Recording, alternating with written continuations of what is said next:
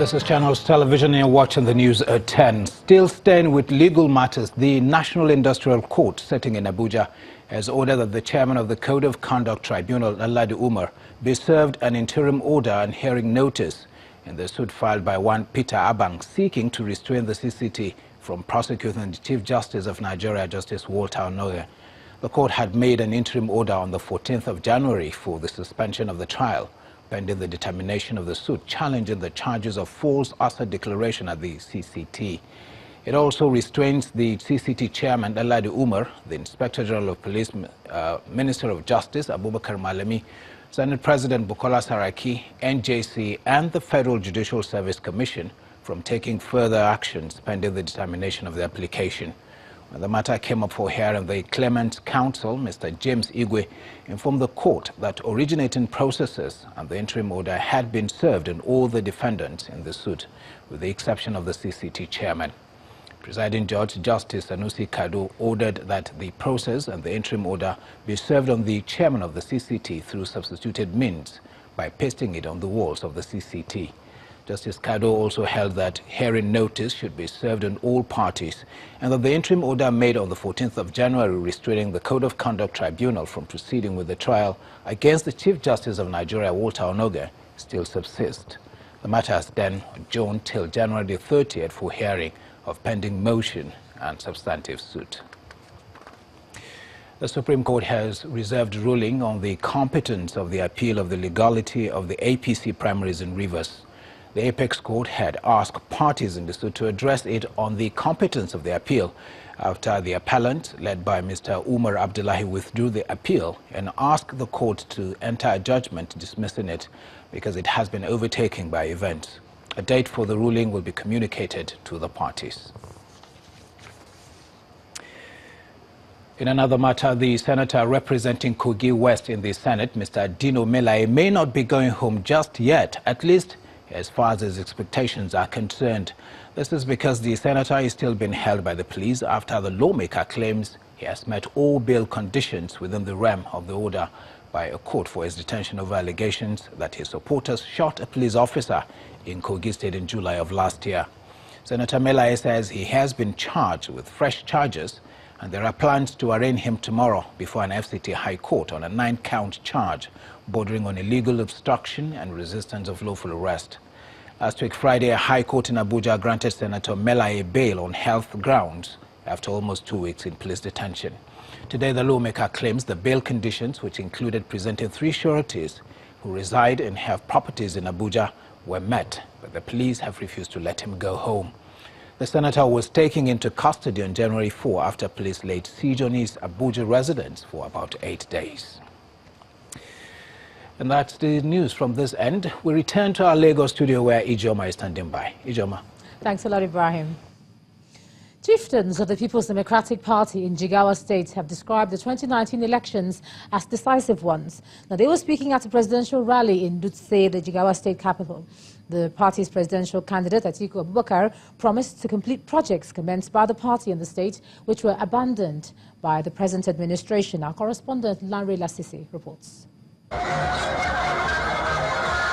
Arriving in Jigawa State, the palace of the Emir of Dutse is the first stop for the campaign team of the People's Democratic Party. After the short visit, the team proceeds to the venue of its presidential rally in an open motorcade with cheering residents along the way. At the venue of the rally, they meet a massive reception.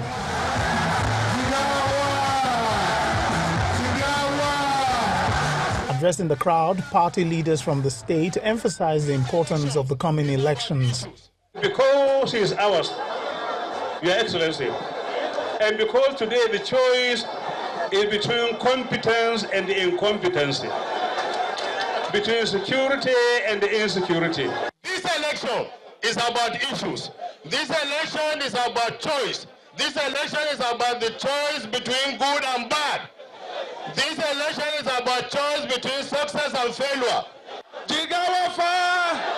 The national chairman of the party, Uche Secondos, urged the people to vote for the party and then presents the party's gubernatorial and legislative candidates to the crowd.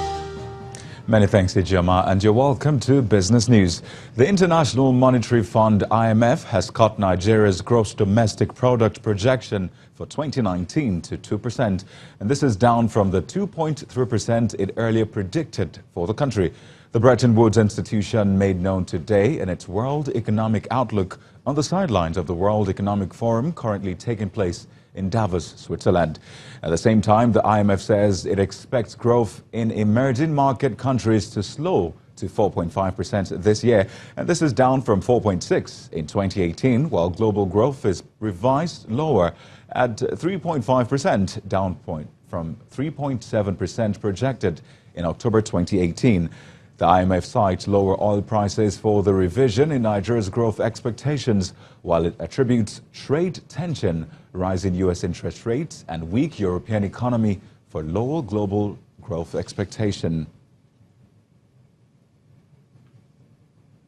First Bank of Nigeria is collaborating with Microsoft to build an enabling environment for small, medium enterprises in the country in the area of capacity building through technology. The partnership aims to drive the growth of SMEs in Nigeria by providing easy access to productivity tools, capacity building, and a platform for SME education. This alliance will enable SME operators buy Microsoft products at discounted rates in local currency. It is said that small and medium enterprises are the engines of any economy. First Bank has decided to help these growing businesses deliver more value through a partnering with Microsoft. The partnership is aimed at creating a more enabling environment for SMEs in Nigeria. As you are aware, First Bank is poised to seek innovative ways to serve our customers better and aim at providing capacity building opportunities for SMEs. We're engaging partners with the same vision to grow the real sector of the Nigerian economy by using industry knowledge to build holistic approaches, combine advisory support with conventional banking products, and create platforms to build stronger bonds with the SMEs. We believe that productivity is very key to the success of our SMEs, especially in an emerging market like this, where it can be difficult to get up and start running with the right level of infrastructure. Providing you with cloud services that takes away the burden of having to buy infrastructure before you become productive is very critical to us. Several entrepreneurs speak on their journey to success, as well as the big role digitization and technology plays in their businesses. Yeah, absolutely. As small businesses. So what benefit does this partnership bring to SMEs? One of the challenges that SMEs have had over the years also is access and also paying for these tools. A lot of the SMEs don't have access to foreign currency, so therefore they couldn't pay for these tools. What this partnership brings to them is access to these tools at an affordable price and in the local currency. By providing Microsoft technology and solutions via First Bank to their customers, we're able to provide a solution that customers can purchase in local currency, speak to a local partner who can come in and work with them to deploy the solutions. This partnership offers SME owners access to Microsoft productivity tools such as Office, PowerPoint, Excel, and other packages at discounted prices. After 7 consecutive sessions of gains, trading activities at the equities market commences the new week in sell mode as short-term investors take advantage of about £500 million, which was gained from NSE last week. Oshiomhole has the rest of his details.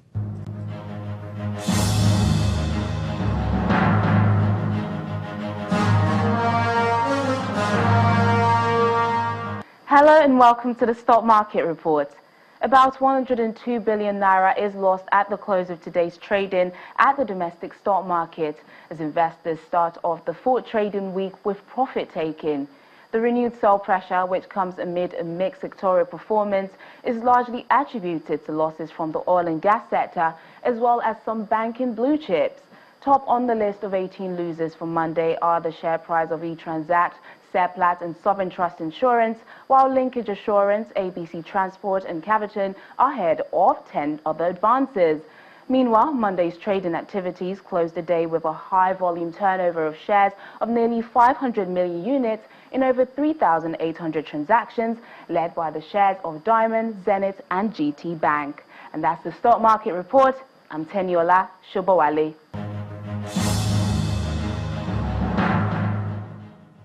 Thank you, Teniola. Major global stock markets ended Monday's session mostly positive, except in Europe, as investors continue to cheer potential progress in trade negotiations between the United States and China. Meanwhile, U.S. stock markets are closed today for Martin Luther King Jr. Day.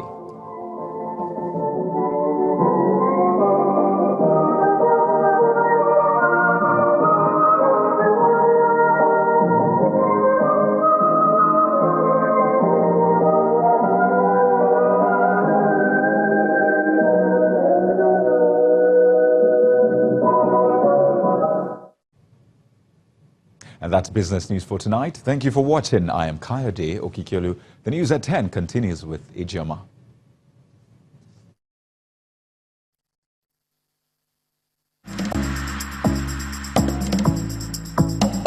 You first. First Bank. Thanks a lot, Coyote. Still ahead on the news at 10, Novak Djokovic and Serena Williams keep hope alive for the old guards as both make it to the quarterfinals at the Australian Open. That's on sports. Just stay with us.